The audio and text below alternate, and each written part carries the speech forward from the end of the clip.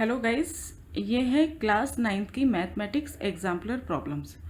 तो हम अपनी वीडियो में ये वाली जो बुक है वो स्टार्ट करेंगे। 9th क्लास की एनसीईआरटी जो है वो मैंने कंप्लीट अपलोड कर दी है। हम स्टार्ट करेंगे एक्सरसाइज 1.1 चैप्टर 1। एक्सरसाइज 1.1 चैप्टर का नाम है नंबर सिस्टम। ठीक है, तो 1.1 से फर्स्ट क्वेश्चन हम स्टार्ट करते हैं। पहले है इसमें right the correct answer in each of the following. First question है every rational number is a natural number, an integer, a real number, a whole number. तो करेक्ट ऑप्शन है इसमें अ रियल नंबर। जो real number होता है वो क्या होता है? Combination of rational and irrational number. तो हम जितने भी रेशनल नंबर है उनको रियल नंबर ही कहेंगे। ठीक है। Second question, between two rational numbers, दो रेशनल नंबर के बीच में there is no rational number, there is exactly one rational number, there are infinitely many rational number, there are only rational numbers and no irrational numbers। तो correct option C है। दो rational number के बीच में infinitely many rational numbers होते हैं। दो numbers के बीच में, दो रेशनल नंबर के बीच में आप कितने मर्जी रेशनल नंबर इंसर्ट कर सकते हो। ठीक है। Question number 3, decimal representation of a rational number can not be terminating, non terminating, non terminating, repeating, non terminating, non repeating. एक रेशनल नंबर जो होता है उसका डेसिमल एक्सपेंशन क्या होता है? या तो वो टर्मिनेट होगा, और अगर टर्मिनेट नहीं होगा तो वो नॉन टर्मिनेटिंग रिपीटिंग होगा या रिकरिंग होगा। ठीक है। अगर नॉन टर्मिनेटिंग नॉन रिपीटिंग है तो इसका मतलब वो रैशनल नहीं, इरेशनल नंबर है। तो इसलिए एक रैशनल नंबर का डेसिमल रिप्रेजेंटेशन नहीं हो सकता। Non terminating non repeating, non terminating non repeating किसका होता है? इरेशनल नंबर का होता है। ठीक है। Fourth question, the product of any two irrational number is. दो इरेशनल नंबर का प्रोडक्ट क्या होता है? दो इरेशनल नंबर का जब हम प्रोडक्ट करते हैं तो वो रेशनल भी हो सकता है, इरेशनल भी हो सकता है। इन्होंने ऑप्शन दिए always an irrational number, always a rational number, always an integer, sometimes rational, sometime irrational. तो ये डी जो है वो करेक्ट ऑप्शन है। जैसे सपोज करो √5 मल्टीप्लाई √3, अगर मैं इन दोनों का प्रोडक्ट करूँ, ये दोनों इरेशनल नंबर है, इरेशनल नंबर का प्रोडक्ट करूँ तो √15 आया। √15 भी इरेशनल है। लेकिन अगर मैं √5 की मल्टीप्लाई √5 से ही करूँ, ठीक है, अभी भी दोनों इरेशनल नंबर है, तो आएगा 5, और 5 क्या है? रेशनल नंबर है। ठीक है। तो दो इरेशनल नंबर का प्रोडक्ट रेशनल भी हो सकता है और इरेशनल भी हो सकता है। Fifth question, the decimal expansion of the number √2 is. देखो जितने भी नॉन परफेक्ट स्क्वायर नंबर हैं या वो नंबर जो परफेक्ट स्क्वायर नहीं है, ठीक है, वो इरेशनल नंबर कहलाते हैं। तो 2 परफेक्ट स्क्वायर नंबर नहीं है तो ये इरेशनल नंबर हुआ। तो इरेशनल नंबर का डेसिमल एक्सपेंशन क्या होता है? नॉन टर्मिनेटिंग नॉन रिकरिंग या रिपीटिंग। ठीक है। सिक्स्थ क्वेश्चन देखिए, विच of the following is irrational. हम सबका सॉल्यूशन निकाल लेते हैं, फिर देख लेते हैं कि इरेशनल है या रेशनल। अंडर रूट में 4/9, 4 का रूट होता है 2, 9 का रूट होता है 3, 2/3, ये क्या है? रेशनल। √12 डिवाइडेड बाई √3, √12 को √3 से डिवाइड करेंगे तो √4 आ जाएगा। √4 क्या होता है? 2। ठीक है, तो ये भी रेशनल है। √7, 7 क्या है? नॉन परफेक्ट स्क्वायर नंबर, तो इसका रूट क्या होगा? इरेशनल होगा। ठीक है, तो सी करेक्ट ऑप्शन। डी भी देख लेते हैं। 81 का रूट क्या होगा? 9। √81 परफेक्ट स्क्वायर नंबर हो गया, इसका रूट क्या होगा? 9 होगा, तो ये क्या है? रेशनल। तो सी इज़ द करेक्ट ऑप्शन। ठीक है। Next question, seventh, which of the following is irrational. अब हमें डेसिमल एक्सपेंशन दे रखे हैं। डेसिमल एक्सपेंशन देखकर हमें बताना है कि ये रेशनल है या इरेशनल है। फर्स्ट ऑप्शन में देखिए 0.14, तो ये डेसिमल एक्सपेंशन टर्मिनेटिंग है, टर्मिनेटिंग है तो ये तो रेशनल हुआ। 0.1416 के ऊपर बार है तो ये नॉन टर्मिनेटिंग है बट रिपीटिंग है, तो ये भी रेशनल हुआ। 0.1416 ऊपर बार, तो ये ब्लॉक ऑफ डिजिट, ठीक है, 1416 के पूरे के ऊपर बार है, तो ये भी नॉन टर्मिनेटिंग बट रिपीटिंग है, तो ये भी रेशनल हुआ। अब ये लास्ट ऑप्शन देखिए 0.4014 001400014 डैश डैश डैश। ये जो चीज़ है ये मतलब ये दिखा रही है कि ये नॉन टर्मिनेटिंग है, और हम डिजिट्स देख सकते हैं, डेसिमल वाले पार्ट्स की डिजिट्स देख सकते हैं, ये रिपीटिंग नहीं है। ठीक है, तो ये नॉन टर्मिनेटिंग नॉन रिपीटिंग है, तो ये क्या होगा, इरेशनल नंबर होगा। Next question, question number 8, a rational number between √2 and √3। √2 और √3 के बीच में एक रेशनल नंबर बताना है। तो ये 4 ऑप्शन है। √2 + √3/2 ये क्या है, एक इरेशनल नंबर है। इरेशनल नंबर है, आगे हम इसको सॉल्व कर ही नहीं सकते। √2 ये क्या है, मल्टीप्लाई √3, √2 और √3 की मल्टीप्लाई करेंगे तो आएगा √6, √6/2। इसे भी आगे सॉल्व नहीं कर सकते, ये भी एक इरेशनल नंबर है। 1.5 एंड 1.8, अब इन दोनों ऑप्शन में देखना है। अब √2 की वैल्यू लिखिए, √2 की वैल्यू होती है 1.414 अप्रोक्सीमेटली। ठीक है, √3 की वैल्यू होती है 1.732। ठीक है, ये भी अप्रोक्सीमेटली ये वैल्यू होती है। अब हम देख सकते हैं इन दोनों वैल्यूज़ के बीच में 1.5 लाइज कर रहा है। ठीक है, 1.8 तो लाई नहीं करेगा, 1.7 से बड़ा है 1.8, तो 1.5 जो है इन दोनों के बीच में लाई कर रहा है, तो सी जो है वो करेक्ट ऑप्शन है। अब देखिए क्वेश्चन नंबर 9। क्वेश्चन नंबर 9 में हमसे कहा है the value of 1.999 dash dash in the form p/q where p and q are integer and q is not equal to 0 is. हमें गिवन है 1.999, इसकी वैल्यू हमें p/q की फॉर्म में फाइंड करनी है। तो हमने x इज़ इक्वल टू 1.9999 ले लिया। ठीक है, अब हम क्या करेंगे, बोथ साइड 10 से हमने मल्टीप्लाई करी, तो ये हो गया 10x, और जब 10 की मल्टीप्लाई इससे करेंगे तो ये डेसिमल एक डिजिट लेफ्ट राइट में आ जाएगा, तो ये बन जाएगा 19.999 डैश डैश डैश, यानी 9 जो है वो चलता जाएगा। ये हो गई हमारी फर्स्ट इक्वेशन, ये हो गई हमारी सेकंड इक्वेशन। अब हम क्या करेंगे, सब्ट्रैक्ट करेंगे इक्वेशन 1 फ्रॉम इक्वेशन 2। सेकेंड में से फर्स्ट को माइनस करो, तो LHS में से LHS माइनस करते हैं 10x माइनस x, RHS में से RHS माइनस करते हैं 19.999 माइनस 1.999, ये डैश चलता रहेगा। ठीक है, अब आप देख सकते हैं कि दोनों इक्वेशन में जो डेसिमल वाला पार्ट है वो सेम है। यहाँ पे भी 1.999 चल रहा है, यहाँ पे भी 19.999 चल रहा है। ठीक है, तो 10x में से जब x गया तो यहाँ पे आया 9x, और अब यहाँ पे जब हम माइनस करेंगे तो देखिए डेसिमल वाला पार्ट सेम है ना, तो पॉइंट के बाद तो 0 रह जाएगा। अब ये जो डेसिमल से आगे वाला पार्ट होता है जिसे हम इंटीग्रल पार्ट कहते हैं, 19 में से 1 माइनस कीजिए तो आ जाएगा 18.0, मतलब 18 हो गया। ठीक है, तो इसको हम क्या लिखेंगे, x इज इक्वल टू 18/9 2, तो आंसर क्या है हमारा 2, तो करेक्ट ऑप्शन सी है 2।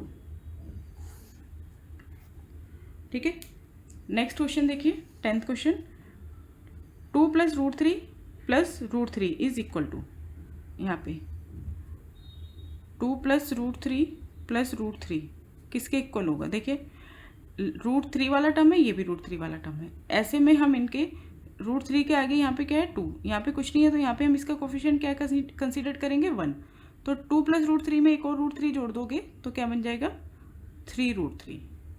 ठीक है, तो करेक्ट ऑप्शन है सी 3√3। क्वेश्चन नंबर 11th,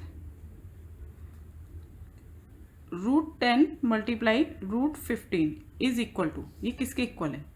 अब आप देखिए दोनों रूट में ही है ना, तो हमने एक ही रूट बना लिया, रूट के अंदर लिख लिया 10 × 15, 10 के प्राइम फैक्टर करें 2 × 5, 15 के प्राइम फैक्टर करें 3 × 5। ठीक है, अब आप देखिए इसका पेयर बन गया, 5 का पेयर बन गया रूट में, तो ये रूट से बाहर आ जाएगा और रूट में क्या रह जाएगा 2 × 3, जिसके पेयर नहीं बने। ठीक है, तो ये हो गया 5√6, 2 × 3 6, तो 5√6, B is the correct option.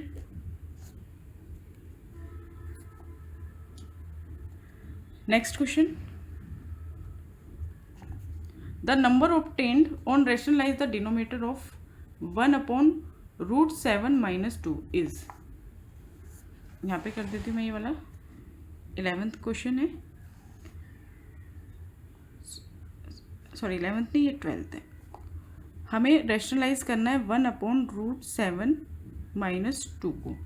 तो यहाँ पे आप देख सकते हैं डिनोमिनेटर जो है बाइनोमियल है, तो बाइनोमियल में हम क्या करते हैं, यहाँ पे माइनस है ना, तो प्लस से न्यूमरेटर और डिनोमिनेटर को मल्टीप्लाई कर देते हैं। तो 1 की मल्टीप्लाई √7 + 2 से होगी, तो √7 + 2 ही रहेगा न्यूमरेटर में। √7 - 2 मल्टीप्लाई √7 + 2। यहाँ पे हम क्या यूज़ करेंगे, आइडेंटिटी। नीचे कौन सी आइडेंटिटी लगाएंगे, a + b a - b is equal to a² - b²। a के प्लेस पर है √7, तो √7 का स्क्वायर माइनस, और b के प्लेस पर क्या है 2 का स्क्वायर। तो ये क्या बन जाएगा, √7 + 2 और अपॉन में √7 का स्क्वायर हो गया 7 - 2 का स्क्वायर हो गया 4। तो ये बन गया √7 + 2 अपॉन में 7 - 4 3। ठीक है, अब देख लेते हैं ऑप्शन क्या है हमारे पास, √7 + 2 अपॉन 3, √7 + 2 अपॉन 3। तो A is the correct option. ठीक है, करते हैं question number 13। 1/√9 - √8 is equal to 1/√9 - √8। Rationalise कर देते हैं, डिनोमिनेटर में माइनस है ना, तो हम प्लस से ऊपर नीचे मल्टीप्लाई कर देंगे, न्यूमरेटर की डिनोमिनेटर की। 1 से मल्टीप्लाई होगी तो √9 + √8 ही रहेगा न्यूमरेटर में, और नीचे आप यही आइडेंटिटी लगा देंगे, a - b a + b is equal to a² - b²। ठीक है, तो ये हो गया √9 + √8 अपॉन में √9 का स्क्वायर 9 बन जाएगा। ठीक है, एक नंबर का स्क्वायर भी है, रूट भी है, तो स्क्वायर और रूट कैंसिल हो जाते हैं। √8 का स्क्वायर 8 हो जाएगा, तो ये आ गया √9 + √8 और डिनोमिनेटर में 1 बचेगा। तो √9 क्या होता है 3 प्लस √8 को क्या लिख सकते हैं 2√2। कैसे, √9 तो परफेक्ट स्क्वायर है, तो 9 का रूट क्या हो गया 3 हो गया, और 8 को 4 2 1, तो जिसका पेयर बन जाता है, जिस नंबर का वो बाहर आ जाता है, 2 का पेयर नहीं बना, तो एक 2 रूट में रह गया। तो 8 को हम लिख सकते हैं 2√2, √9 को लिख सकते हैं 3। अब देख लेते हैं ऑप्शन, हमारा आंसर आया 3 + 2√2, तो D is the correct option. Start करते हैं 14th क्वेश्चन। क्वेश्चन में बोला है, after rationalising the denominator of 7/3√3 - 2√2 we get the denominator as. इसको रैशनलाइज करने के बाद हमें डिनोमिनेटर क्या मिलेगा, तो पहले हम इसको रैशनलाइज कर लेते हैं। 7/3√3 - 2√2, तो न्यूमरेटर और डिनोमिनेटर की मल्टीप्लाई करेंगे, 3√3 + 2√2, डिनोमिनेटर में भी आ जाएगा 3√3 + 2√2। अब हमसे सिर्फ डिनोमिनेटर पूछा है कि डिनोमिनेटर क्या मिलेगा, तो न्यूमरेटर को हम पूरा सॉल्व ना करके बस इतना ही छोड़ देते हैं। ठीक है, 7 × 3√3 + 2√2, और डिनोमिनेटर में a - b a + b, तो कौन सी आइडेंटिटी लगेगी, a² - b²। ठीक है, आइडेंटिटी आप याद रखेंगे, ये a हो गया, ये b हो गया, तो a - b a + b is equal to a² - b²। Numerator को हम सॉल्व नहीं कर रहे क्योंकि हमसे सिर्फ डिनोमिनेटर पूछा है। 3√3 का स्क्वायर क्या होगा, देखिए यहाँ पर 3√3 का स्क्वायर, जब 3 का स्क्वायर करेंगे तो 9 आएगा, √3 का स्क्वायर करेंगे तो 3 आएगा। ठीक है, तो 9 × 3 कितना बन जाएगा 27। इसी तरह से 2√2 का स्क्वायर क्या होगा, 2√2 का 2 का स्क्वायर करोगे 4 आएगा, √2 का स्क्वायर करोगे 2 आएगा, 4 2 जा 8। ठीक है, तो 7 3√3 प्लस 2 2√2 अपॉन 27 माइनस 8 कितने आ गए 19। तो 19 इज द करेक्ट ऑप्शन। 19 कौन सा ऑप्शन है? बी। ठीक है, स्टार्ट करते हैं नेक्स्ट क्वेश्चन। 15th question.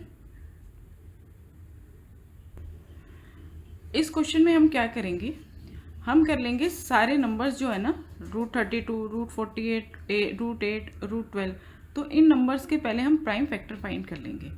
देखो ये हो गया 32 के प्राइम फैक्टर करें। जब भी इवन नंबर होगा तो हम 2 से स्टार्ट करेंगे। 2 सबसे स्मॉलेस्ट प्राइम नंबर होता है।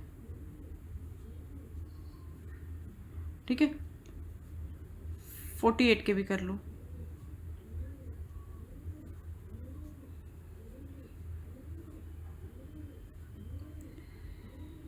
यहाँ पे 8 के तो 2 4 जा 2 2 जा, और 12 के 2 6 जा 2 3 जा 3 1 जा। अब आप इसे रैशनल और इरेशनल के प्रोडक्ट में क्या ले सकते हैं, जैसे √32 है, यहाँ पे एक 2 का पेयर बन गया, यहाँ पे 2 का पेयर बन गया, तो यहाँ से एक 2 और यहाँ से एक 2 बाहर आ गया, तो 2 × 2 2 2 जा 4, इस 2 का पेयर नहीं बना तो ये रूट में ही रह गया। ठीक है, तो √32 को हम लिख सकते हैं 4√2। ठीक है, एक रैशनल और एक इरेशनल नंबर का प्रोडक्ट, प्लस इसी तरह से 48 को देखिए, यहाँ पे 2 का पेयर बन गया, यहाँ पे 2 का पेयर बन गया, यहाँ से एक 2 बाहर आ गया, यहाँ से एक 2 बाहर आ गया, 2 × 2 4, 3 का पेयर नहीं बना तो ये रूट में ही रह गया। इसी तरह से डिनोमीटर में यहाँ पे 2 का पेयर बन गया, यहाँ से एक 2 बाहर आ गया और ये रूट में ही रह गया। यहाँ पे 2 का पेयर बन गया तो ये 2 बाहर आ गया और ये रूट में ही रह गया 3। ठीक है, आ गया ये। अब देखिए ऊपर न्यूमरेटर में से क्या चीज़ है कॉमन ले सकते हैं, दोनों में 4 है, 4 कॉमन ले लिया, अंदर बचा √2 प्लस √3, डिनोमीटर में से 2 कॉमन ले लिया, अंदर आ गया √2 प्लस √3। ठीक है, √2 प्लस √3 अपॉन √2 प्लस √3 ये कैंसिल हो गए, 4/2, 4/2 क्या बन जाएगा 2। ठीक है, तो क्या आंसर आ गया हमारा 2 आ गया। 15th क्वेश्चन में 2 आंसर है, बी ऑप्शन। यहाँ पे देखेंगे B is the correct option. Next question 16th question. Question में बोला है इफ √2, यहाँ पे हम क्वेश्चन भी लिख लेंगे, 16th क्वेश्चन है ये, √2 इज 1.4142, देन हमें फाइंड करना है रूट में √2 - 1 अपॉन √2 + 1 इज इक्वल टू, तो इसकी वैल्यू क्या होगी।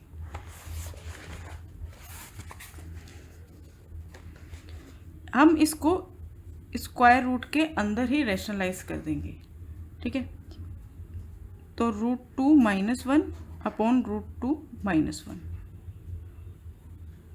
यहाँ पे प्लस था ना तो न्यूमरेटर डिनोमिनेटर की मल्टीप्लाई हमने माइनस से कर दी, ऊपर बन गया √2 - 1 का होल स्क्वायर। ठीक है, √2 - 1 की √2 - 1 से मल्टीप्लाई करेंगे, सेम नंबर के जब मल्टीप्लाई करते हैं तो उसका स्क्वायर बन जाता है। √2 + 1 की √2 - 1 से करेंगे तो यहाँ पे कौन सी आइडेंटिटी चलेगी, a + b, a - b is equal to a² - b²। ठीक है, √2 - 1 का होल स्क्वायर ऊपर है, √2 का स्क्वायर हो गया 2, 1 का स्क्वायर हो गया 1, तो ये √2 - 1 का होल स्क्वायर बचा, नीचे डिनोमिनेटर में सिर्फ 1 आया। अब देखो √2 - 1 का होल स्क्वायर और इसका रूट भी है, तो रूट से स्क्वायर कैंसिल हो गया, तो क्या बचा √2 - 1 बचा। ठीक है, अब √2 की वैल्यू इन्होंने दे रखी है, √2 की वैल्यू ये है 1.4142, इसमें से हमें माइनस करना है 1। ठीक है, 1.4142 में से 1 माइनस करा तो आ जाएगा 0.4142। ठीक है, 0.4142 C is the correct option.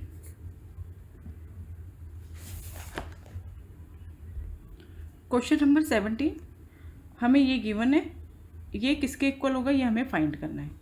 अब आप देखेंगे जैसे हमारे पास एक चीज़ लिखी है यहाँ पर a है, इसके ऊपर ये है रूट और ये है m। ठीक है, तो ये होती है रेडिकल फॉर्म और इसको हम एक्सपोनेंशियल फॉर्म में लिखें तो ये हम ऐसे लिख सकते हैं, ये m है ना, ये रेडिकल फॉर्म, इसका मतलब है a की पावर हाफ, तो m तो ऑलरेडी गिवन है, ये हम लिख देंगे हाफ। अगर यहाँ पर लिखा है 5 इसके अंदर रेडिकल के अंदर, तो हम लिखेंगे a की पावर 1/5, ये रेडिकल फॉर्म होती है और ये एक्सपोनेंशियल फॉर्म होती है। ठीक है, इसी बेस पर ये क्वेश्चन है। 2 की पावर है 2, 2 का स्क्वायर 2, फिर है √3, तो इसको हम क्या लिखेंगे 1/3 एक्सपोनेंशियल फॉर्म में। फिर है इसके अंदर 4, तो इसको हम क्या लिखेंगे 1/4। ठीक है, अब इसको सॉल्व कर दो तो 2 की पावर क्या आ जाएगी, इससे ये cancel, 2 1/6, 2 is raise to the power 1/6, ये हमारा ऑप्शन है सी। तो C is the correct option. आ जाओ क्वेश्चन नंबर 18। क्या बोला है question, the product of cube root of 2, फिर यहाँ पे 2 की पावर यहाँ पे रेडिकल में दे रखी है 4 और यहाँ पे 32 और यहाँ पे रेडिकल के अंदर है 12, ये किसके इक्वल होगा। तो देखो मैंने यहाँ पे लिख लिया 2, यहाँ पर है 3 प्रोडक्ट में, 2 यहाँ पर है रेडिकल में 4 और फिर प्रोडक्ट में 32 और यहाँ पर है 12। अब देखो इसको लिख सकती हूँ मैं 2 की पावर 1/3, इसको लिख सकती हूँ 2 की पावर 1/4 और इसको लिख सकती हूँ, सॉरी हाँ ये 2 ही है, 32 की पावर 1/12। ठीक है, अब आप देखिए 2 is raise to the power 1/3 multiply 2 raise to the power 1/4 multiply 32 को मैं लिख सकती हूँ, 32 को 2 के बेस में, ये दोनों 2 के बेस में है ना, तो 32 को भी मैंने 2 के बेस में लिख लिया, 2 की power 1 2 3 4 5, 2 is raise to the power 5। ठीक है, और बाहर हमें 32 को मैंने लिखा है 2 is raise to the power 5 और ऑलरेडी जो इसकी पावर दे रखी है वो दे रखी है 1/12। अब देखिए 2 is raise to the power 1/3, 2 is raise to the power 1/4 और 2 is raise to the power 5 multiply 1/12, 5/12 हो जाएगा। ठीक है, अब हम क्या करेंगे, मल्टीप्लाई में पावर ऐड हो जाती है, जब मल्टीप्लाई होती है बेस सेम है, मल्टीप्लाई है तो पावर ऐड हो जाती है, तो 2 is raise to the power 1/3 plus 1/4 plus 5/12, इनको हम ऐड कर देंगे, ऐड कर दो 1/3 प्लस 1/4 प्लस 5/12, तो एलसीएम 12 आएगा, 3 4 जा 4 1 जा 4 प्लस 12 को डिवाइड किया 4 से 3 3 1 जा 3 प्लस 12 को 12 से डिवाइड किया 1 1 into 5 5, 4 plus 3 7 7 plus 5 12, 12/12 is equal to 1। तो यानी इस पूरी पावर को सॉल्व करके इसको जोड़कर तीनों को हमारा आंसर आ गया 1, 2 is raise to the power 1 is 2, तो 2 इज द करेक्ट ऑप्शन। ठीक है, बी आंसर, बी आंसर हमारा 2 आया, तो B is the correct option. ठीक है, नेक्स्ट क्वेश्चन 19th क्वेश्चन,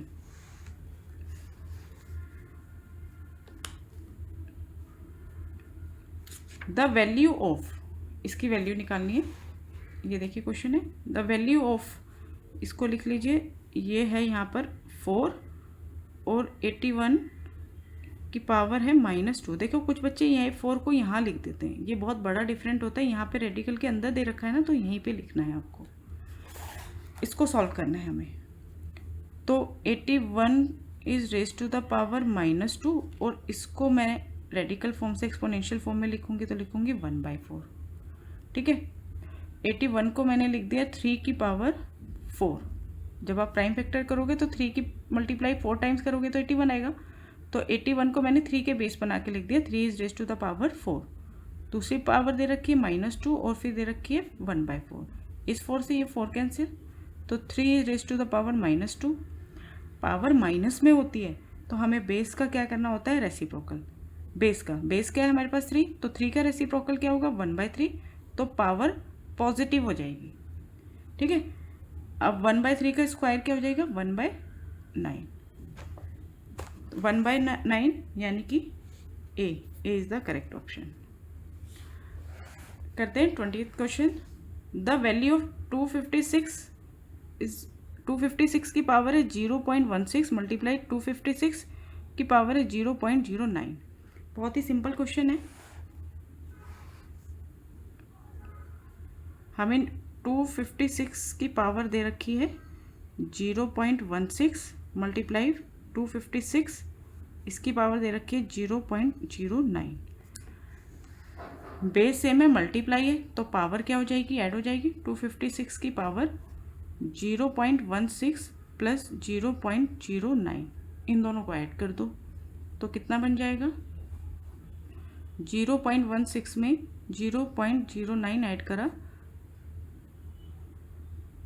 9 6 15, 1 और 1 2, तो आ गया 0.25।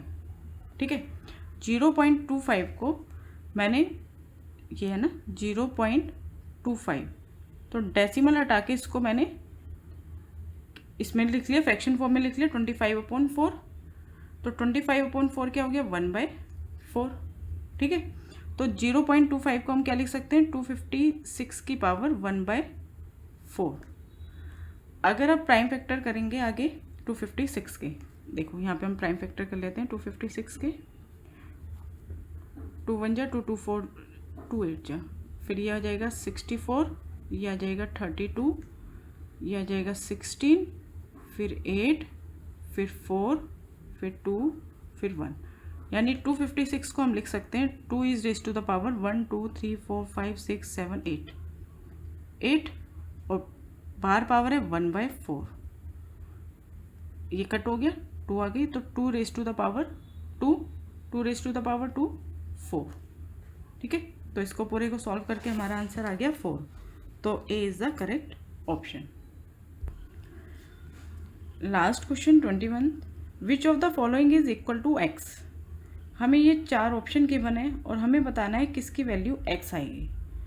देखिए, हमें इसके लिए सारे ऑप्शन को सॉल्व करना पड़ेगा। तो ए ऑप्शन है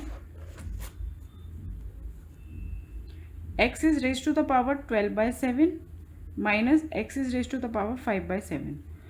इसको तो आगे हमने कोई लॉ तो पढ़ा नहीं है इसको सॉल्व करने का, तो इसको अभी हम ऐसे ही छोड़ देते हैं। ठीक है, बी ऑप्शन लेते हैं। यहाँ पर है 12, x की पावर दे रखी है 4 और ब्रैकेट के बाहर दे रखी है 1/3। तो इसको हम एक्सपोनेंशियल फॉर्म में लिख सकते हैं, x raise to the power 4 multiply 1/3 और 12 क्या हो जाएगी 1/12। ठीक है, यहाँ पे जो है रेडिकल में ये बन जाएगी 1/12। तो x 4/12 3 जा, यहाँ पे इसको कट कर दीजिए, यहाँ पे आ जाएगा 4 3 जा 3। तो यहाँ पे हम लिख सकते हैं 1/, देखो थोड़ा सा गलत हो गया, दोबारा से लिख देती हूँ, x raise to the power 4 multiply 1/3 multiply 1/12। इस 4 से इस 12 को काट दिया, 4 3 जा, तो x की पावर आ गई 1/9। तो ये तो x के इक्वल नहीं है। नेक्स्ट पार्ट सॉल्व करते हैं, सी। ये दे रखा है हमें x का क्यूब और बाहर है 2/3। तो देखो x का क्यूब, इसका मतलब क्या हो जाएगा रूट का 1/2 और ये है 2/3।